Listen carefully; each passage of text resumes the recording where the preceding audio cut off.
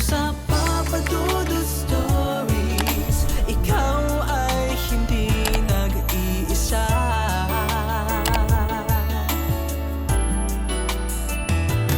Dito sa Papa Dudut Stories, may nagmamahal sa'yo. Papa Dudut Stories, Papa Dudut Papa Dudut. Sa lahat po ng mga nakatutok ngayon, huwag pong kalimutan mag-like, mag-share at mag-subscribe. Maraming salamat po sa inyong lahat.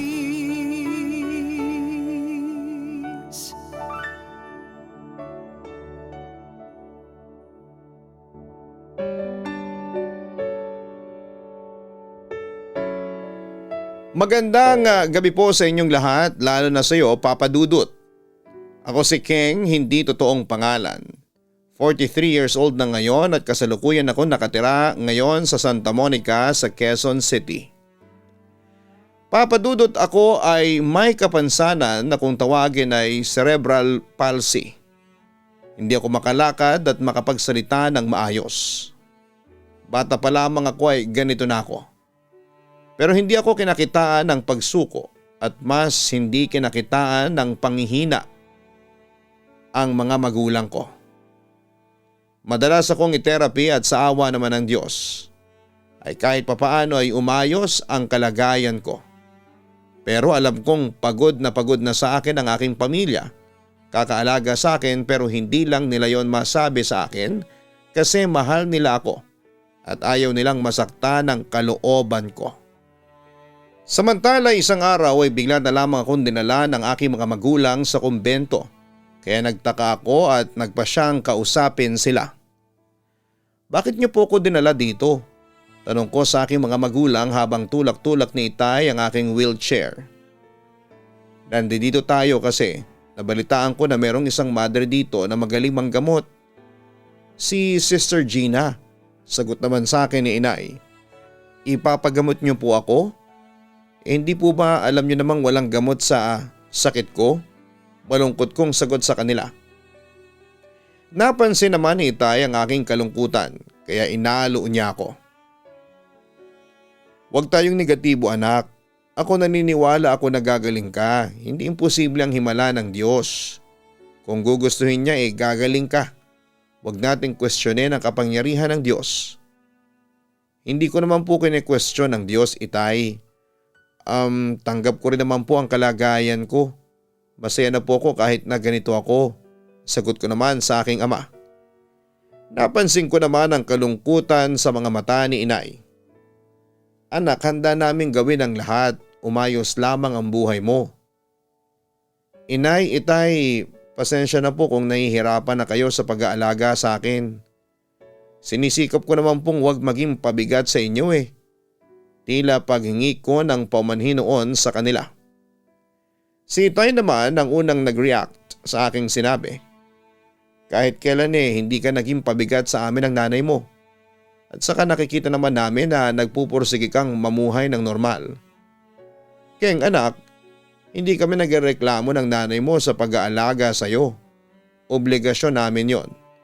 At naniniwala kami na biyaya ka sa amin ng Diyos. Kahit na ganyan pa ang kalagayan mo, sabi pa niya sa akin. Itay, Inay, salamat po. Napaiyak na lamang ako pagkatapos noon. Basta anak, tuloy lang ang laban ha. Huwag kang susuko, paalala pa sa akin ni Inay. Tumango naman ako bilang pagsang-ayon sa kanila. Lalaban pa rin ako dahil alam kong mahal ako ng pamilya ko at ayaw ko silang saktan o biguin. Samantala'y nakita at nilapitan namin ang aming pakay, si Sister Gina. Agad niya kaming binati at kinumusta. Magalang namang sumagot ng aking mga magulang. Pagkatapos noon ay sinimulan na niya ang hilot at pagdarasal sa Panginoon para bumuti ang aking pakiramdam. Alam kong hindi niya magagamot ang sakit ko pero dahil kay Sister Gina ay naniniwala ako na hindi ako pababayaan ng Diyos. Ang mga katulad mo, Keng, ang pinagpapala ng malaki ng Diyos. madali kang makakapunta sa langit. Kaya ikaw magpasalamat ka pa rin sa Diyos. Tandaan mo na huwag kang mawala ng paniniwala sa Kanya at kahit kailan ay hindi Kanya pababayaan. Yon ang natatandaan kong sabi pa ni Sister Gina sa akin bago kami umalis ng kumbento. Papadudot, sinikap ko namang maging matatag, pero may pagkakataon pa rin na hindi ko maiwasan na magtanong sa Diyos kung bakit ako ganito. Minsan naaawa ko sa sarili ko dahil madalas ay nilalayuan ako ng tao na parang may sakit akong nakakahawa. Maski nga sa pakikipag-textmate kapag nalaman nila na ganito ako at kapag narinig nila ang boses ko ay hindi na sila nagte-text.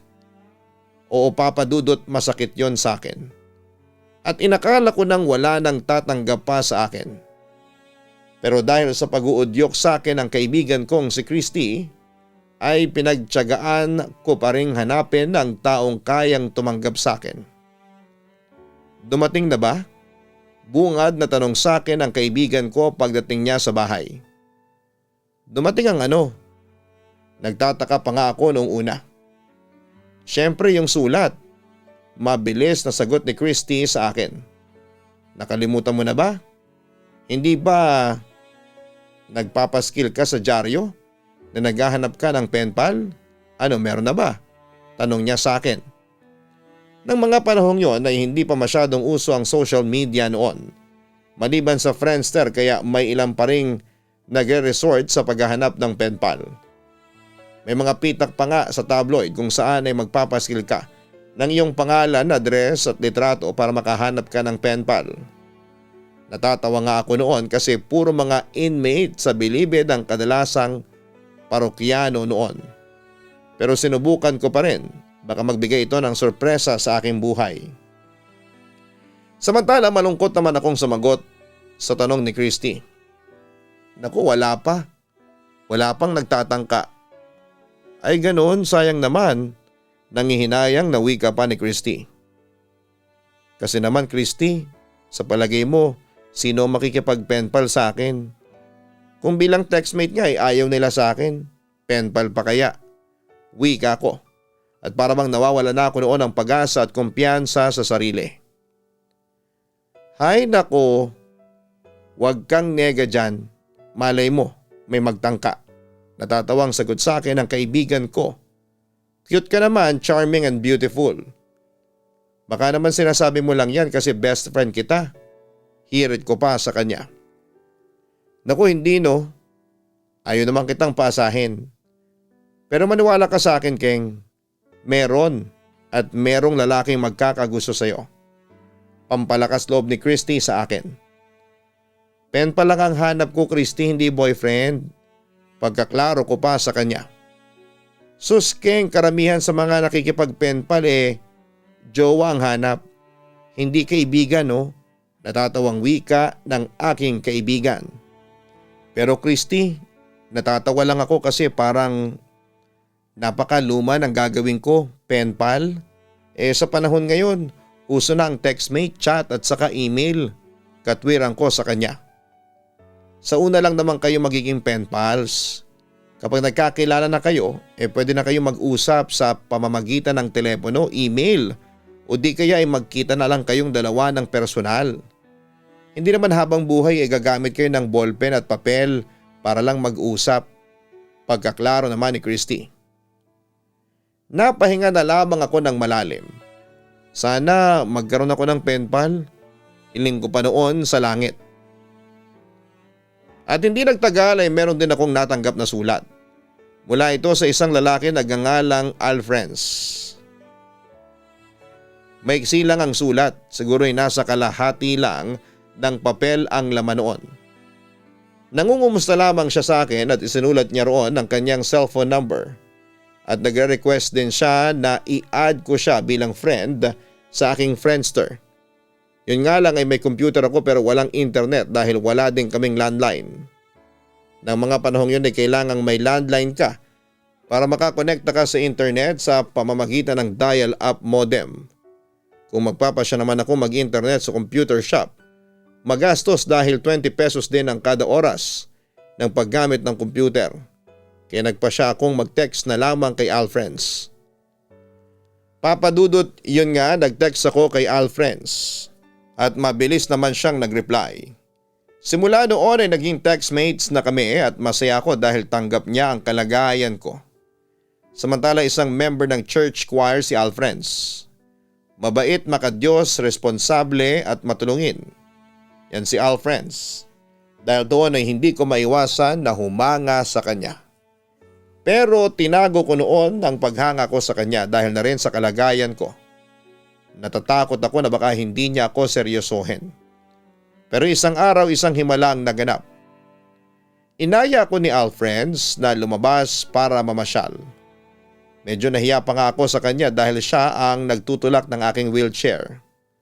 May pagkakataon ding binubuhat niya ako lalo na noong sumakay at buwaba kami ng taxi papunta sa mall. Pero nakita ko naman kay Alfriends na baliwala sa kanya yon at masaya naman siyang kasama ako. Hanggang sa nilibre niya ako ng pagkain at nagpatuloy kami sa kwentuhan at tawanan. Pero mamayang kaunti ay meron siyang ipinagtapat sa akin. Keng, paano kung sabihin ko sa iyo na may gusto ako sa iyo na mahal kita?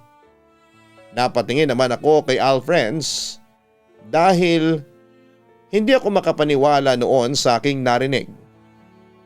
Teka, hindi ka ba nagbibiro? Anong nagustuhan mo sa akin? Nagustuhan kita ng ganyan. Hindi ko may paliwanag pero nung una pa lang tayong magkakilala bigla ko na lang naramdaman yun sa'yo. Pagtatapat ni Alfriends sa akin. Pero may sakit ako. Malungkot na paalala ko sa kanya. Hindi naman mahalaga sa akin kung may cerebral palsy ka. Handa naman kitang tulungan. Handa kitang alalayan. Kaya handa naman kitang mahalin ng habang buhay. Yan ang binitawang salita niya sa akin. Pero kasi Alfriends, hindi ko maiwasang mag-alinlangan noon dahil walang matinong lalaki ang iibig sa isang katulad ko. Keng, huwag kang matakot na magmahal. Kasi una sa lahat ay hindi kita lolokohin. Totoo ang mga nararamdaman ko para sa'yo.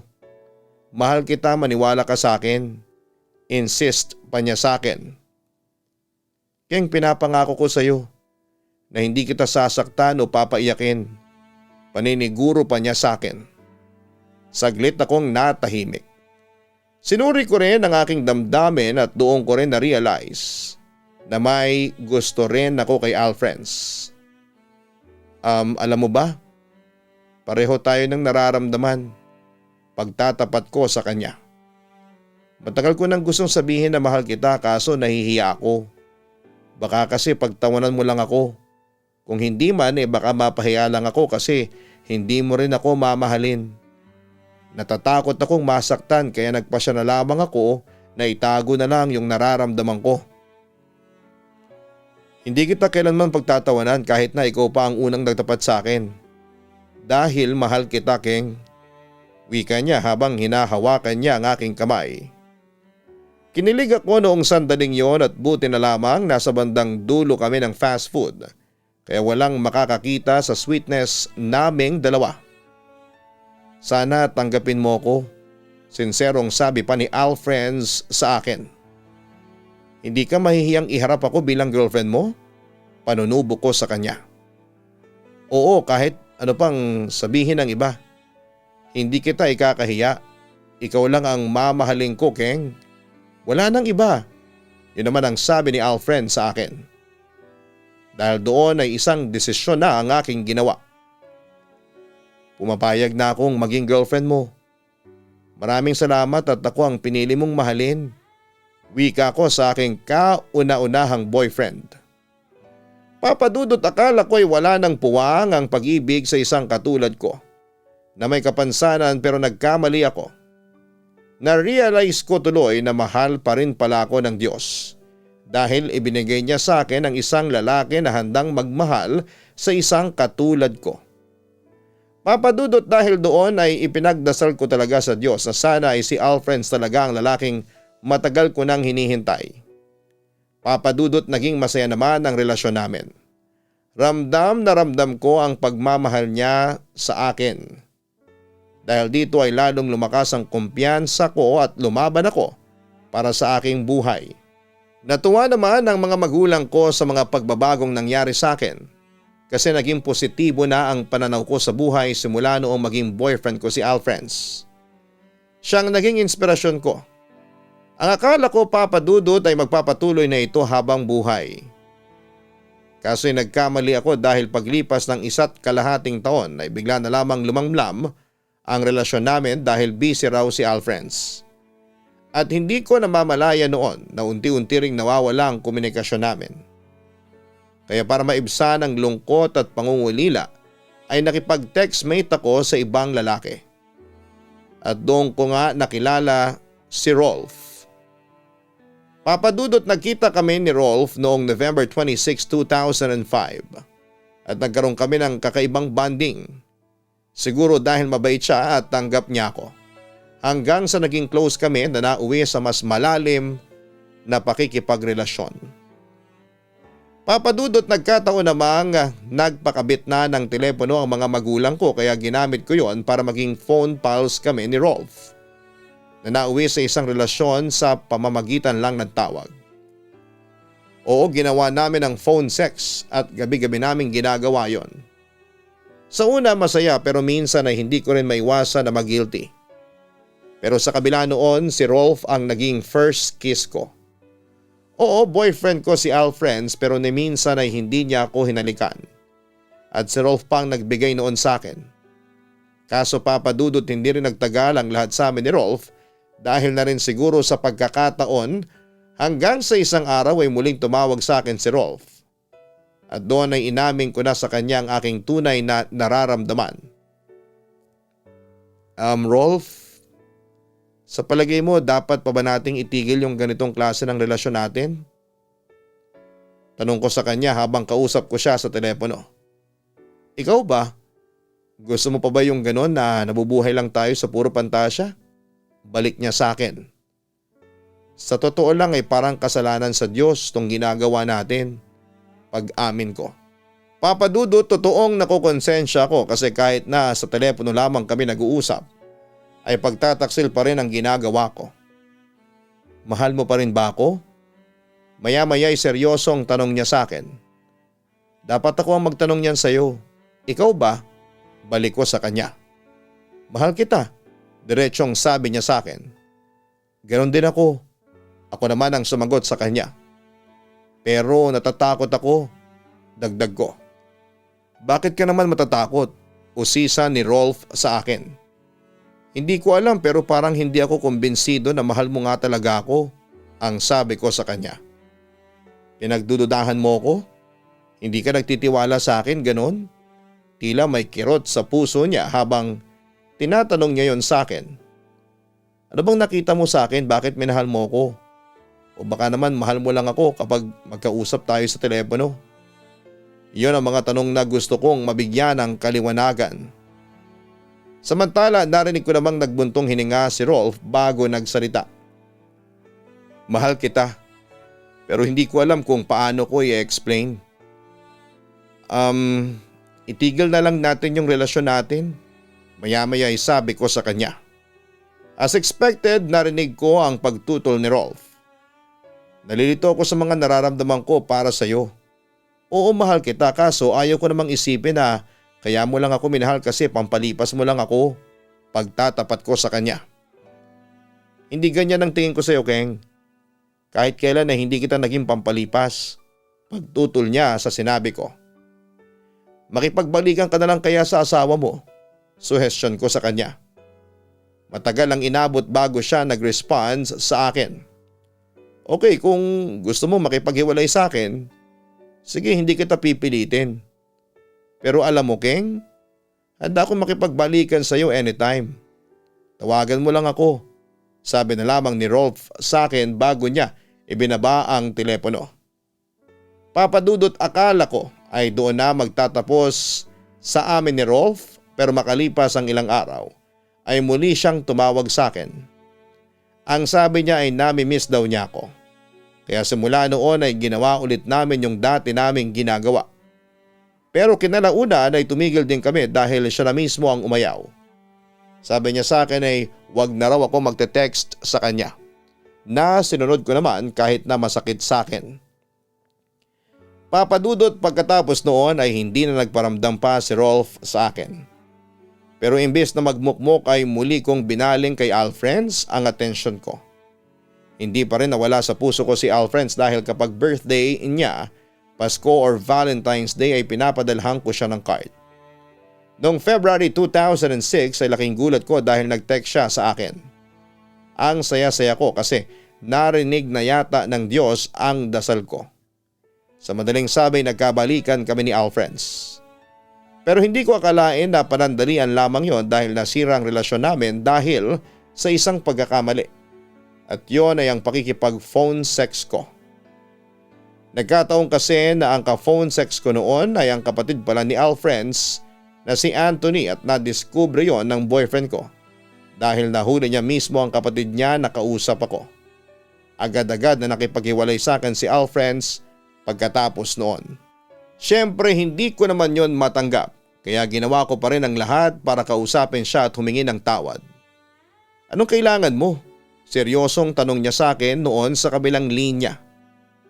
Alfred, sorry, naiyak kong sabi sa kanya. Yan lang bang tinawag mo? Ramdam ko na ayaw na niya akong kausapin. Pero ginawa ko pa rin ang lahat para mapatawad niya ako. Please, huwag ka na sanang magalit sa akin. Patawarin mo na ako. Pakiusap ko sa kanya. Bakit ka ba tumawag? Sawa ka na ba sa pakikipag-phone sex kay Anthony? Kaya ako naman ang aayain mo?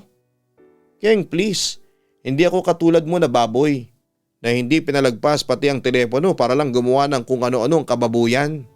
Tahasang sabi ni Alfred sa akin. Alfred, nagawa ko lang yun kasi palagi kang busy. Nalungkot ako sa kawalan natin ng komunikasyon at saka hindi ko naman alam na kapatid mo pala si Anthony. Katwiran ko. Keng, sinabi ko naman sa iyo na magtiwala ka sa akin. Pero anong ginawa mo sa akin? Pinagtaksilan mo ko. May hinanakit na sabi ni Alfred sa akin. Akala ko pa naman iba ka. Akala ko malinis kang babae. Pero ang totoo ay napakababoy mo pala. Disappointed niyang sabi sa akin. Huwag mo naman sana akong husgahan ng ganyan, Alfreds. Naiiyak kong sabi sa kanya. Yan ang tawag mo sa sarili mo. Balik niya sa akin. Huwag mo namang gawin sa akin to. Mahal na mahal kita. Halos maging hysterical na ako noon sa telepono. Mapatawad lamang ako ni Alfreds. Tama na, King. Huwag mong sabihin yan sa akin, nasusuka ako. Galit na wika niya sa akin at para bang wala ng pag-asa na mapatawad pa niya ako. Hindi mo na ba ako mapapatawad? Sa sobrang kirot na ng nararamdaman ko ng mga sandaling yon ay halos mapahagulhol na ako. Hindi kita kayang patawarin, King, niloko mo ko. Diretsang sagot ni Alfred sa akin. Maaring nakipagtawagan ako sa ibang lalaki pero wala na tayo noon. Hindi ba't pagkatapos mong manamlay at manlamig sa akin basta-basta ka na lang hindi nagparamdam? Para sa akin hiniwalayan mo na ako. Biruin mo, 6 na taon ako naghintay ng balita mula sa iyo pero kahit na isa'y wala kang man lang pasabi. Wala akong narinig mula sa iyo. Alfred, tao lang ako. May pangangailangan din ako. Katwiran ko sa kanya. Pero tulad ng aking inaasahan ay hindi tinanggap ni Alfred ang paliwanag ko. Kung ganon, inamin mo rin na kailangan ng katawan mo ng pakikipaglandian sa ibang lalaki. Alfred, kahit na ganon ang ginawa ko walang nangyaring sex sa amin ni Anthony. Giit ko. Huwag mo kong lokohin. Kung nakuha ninyo magparaos gamit ang telepono, malamang nagparausan din kayo ng magkasama. Papadudot, sobra talaga ako nasaktan sa sinabi niyo ni Alfred. Bakit ba ang dumi ng isipan mo pagdating sa akin? Na agad naman niyang sinagot. Ikaw ang nagsimula, King. Alam mo, sa totoo lang, bumababa ang tingin ko sa iyo simula nung ayain mo ko ng kababuyang gusto mo. Alfred, sinubukan ko pang magmakaawa pero wala na talaga. At nakumpirma ko yon nang sa wakas ay umami na siyang sa totoong nararamdaman niya para sa akin. Hindi na kita mahal, Keng, pag-amin niya sa akin. Sa puntong yon ay tuluyan na akong sumuko sa kanya. Sige, kung hindi mo na ako mahal, kung nabababuyan ka na sa akin, sige, hindi na ako tatawag pang muli. Hindi na ako manggugulo sa buhay mo. Pero sana kahit na hindi mo na ako mahalin, sana'y mapatawad mo man lang ako. Masaya na ako doon, sabi ko na lamang sa kanya. Pero binabaan na ako ng telepono ng ex-boyfriend ko. Papa Dudut, akala ko ay wala na talagang pag-asa sa amin ni Alfreds, kaso isang araw ay hindi ko akalain noon. Natatawag lang pala siya sa akin para makipag-phone sex. Oo, ginawa ko yon dahil mahal ko siya.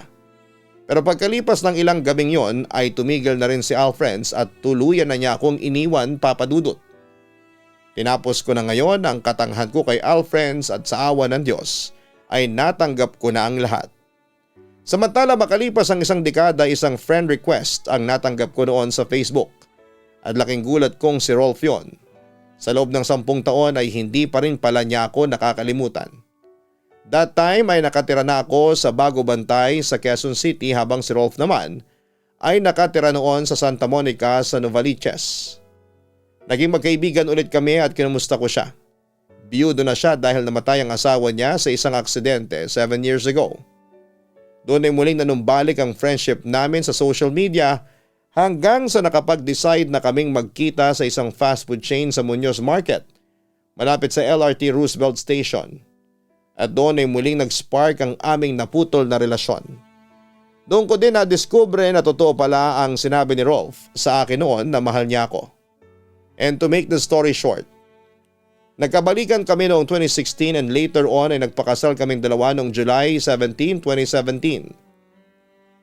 Sa ngayon ay may anak na kami ni Rolf at masaya kaming namumuhay bilang isang pamilya dito sa Santa Monica.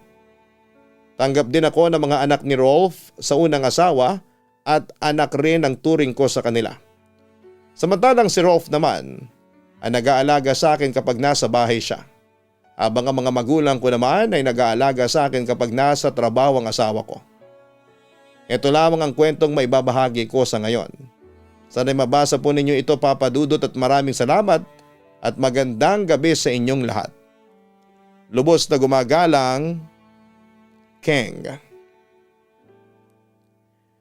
Maraming salamat sa iyo, Keng, sa pagbabahagi mo ng iyong kwento sa Papa Dudut Stories. Masaya kaming malaman na muli kayong nagkita ni Rolf pagkalipas ng mahabang panahon.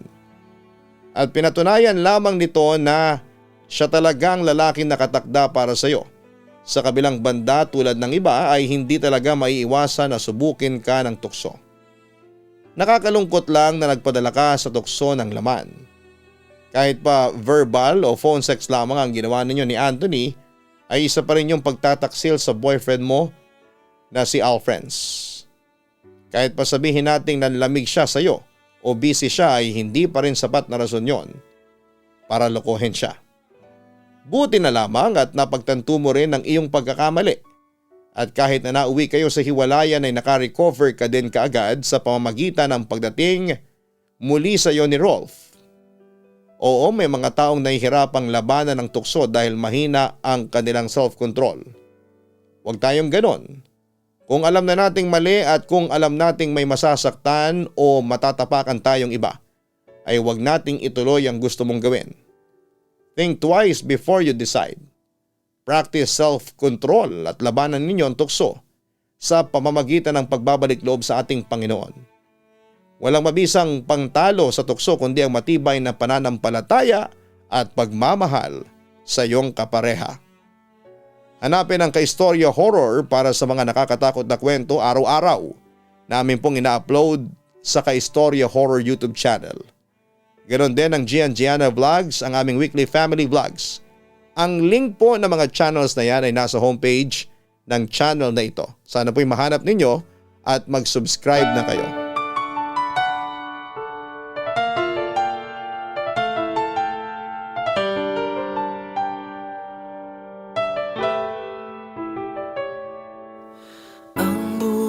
Ay mahiwaga, laging may lungkot at saya. Sa Papa Dudut Stories, laging may karamay ka.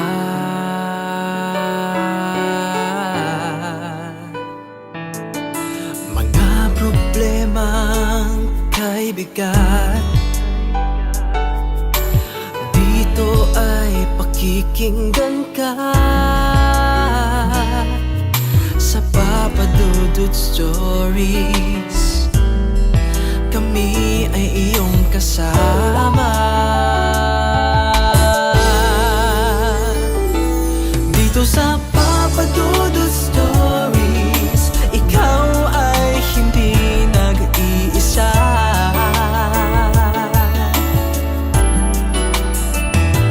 Dito sa Papa Dudut Stories, may nagmamahal sa'yo.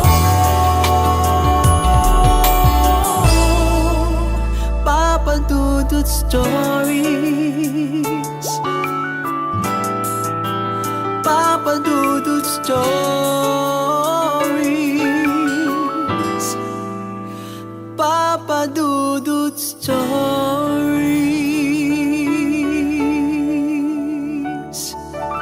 Hello mga ka-online, ako po ang inyong si Papa Dudut. Huwag kalimutan na mag-like, mag-share at mag-subscribe.